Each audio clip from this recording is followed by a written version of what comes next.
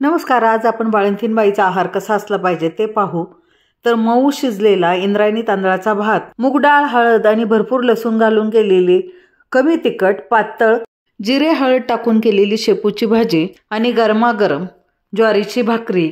शेपूची भाजी खाल्ल्यामुळे बाळंतीणीचे दूध वाढते, त्यामुळे शेपूची भाजी अवश्य खावी. त्याचप्रमाणे पोट सुद्धा साफ होते. ज्वारीची भाकरी पचायला हलकी असते.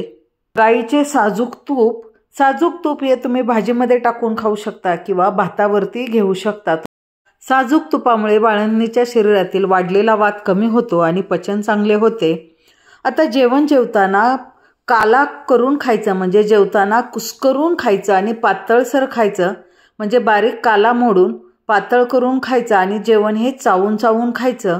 त्यामुळे पचन चांगले होते आणि काला मोडून कुस्करून खाल्ल्यामुळे दूध चांगले येते. म्हणून बाळंतीणीने पातळ पदार्थ जास्त खायचे आहेत.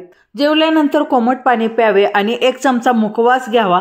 यामध्ये ओवा, बडीशोप, बाळंत शेपा, हळद आणि काळे मीठ मिक्स करून सर्व मिश्रणाला थोडासा पाण्याचा शिंतोडा देऊन कुरकुरीत होईपर्यंत भाजलेला हे 1 चमचा जरूर घ्यावे.